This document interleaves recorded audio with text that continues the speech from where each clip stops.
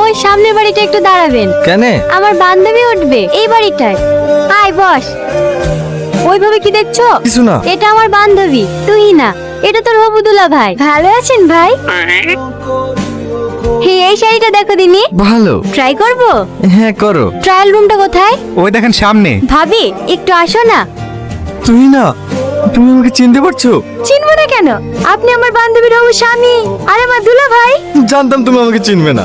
আজ থেকে 2 বছর আগে তুমি বাসা চড়ে রসুলপুরের ওইদিকে গেছিলে না? হ্যাঁ, রসুলপুরের পাশের গ্রামেই তো আমার খালার বাড়ি। সেই দিনে আমি তোমাকে প্রথম দেখেছিলাম। হলুদ চুড়িদার, খোলা চুল, কপালে ছোট্ট একটা কালো টিপ, ঠিক যেন আমার হৃদয় আকাশে স্বপ্ন পরি। আমার অনুভূতিগুলোকে বোঝানোর জন্য পাগলের মতো বাসের পিছনে ছুটেও গেছিলাম, কিন্তু সেদিন ভাঙা সাইকেল নিয়ে আমি আমার চাঁদকে ধরতে পারিনি। ঠিক 1 মাস পরে তোমার সঙ্গে আবার দেখা। কোথায়? আমার দোকানে। সেদিন আমি তোমাকে সব কথা বলার চেষ্টা করেছিলাম, কিন্তু ভাগ্যের কি পরিহাস দেখো, সেদিনও আমি তোমাকে হারিয়ে ফেলেছি। কিন্তু আর তোমাকে হারাতে দেবো না। আমি তোমাকে অনেক ভালোবাসি। আই লাভ ইউ তুই না, আই লাভ ইউ। এসব আপনি কি বলছেন? আপনার কি মাথা খারাপ হয়ে গেছে? আর 1 সপ্তাহ বাদ দিয়ে সাথীর সঙ্গে আপনার বিয়ে। সাথী শুধু আমার বান্ধবী না, ও আমার বোনের থেকেও বেশি কিছু। তাই এসব উল্টোপাল্টা কথা আমার সামনে আর কখনো বলবেন না। হ্যাঁ আগুন, হ্যাঁ কেমন লাগছে আমাকে?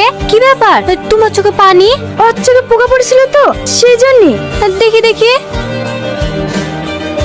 হ্যালো তুই না? হ্যাঁ কে? আমি আগুন। আপনি আমাকে ফোন করেছেন কেন? তোমার সঙ্গে আমার কিছু কথা আছে।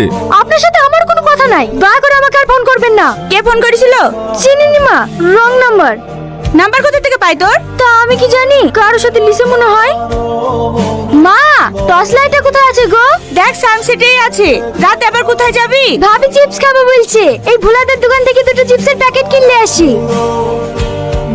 কেন এরকম পাগলামি করছেন বলেন তিনি? আমি তো আপনাকে বলেই দিয়েছি আমি আপনাকে ভালোবাসি না। কেন মিথ্যা বলছো? তোমার চোখ বলছে তুমি আমাকে ভালোবাসো, আর ভালোবাসো বলেই তুমি আমার কষ্ট থেকে ছুটে এসেছো।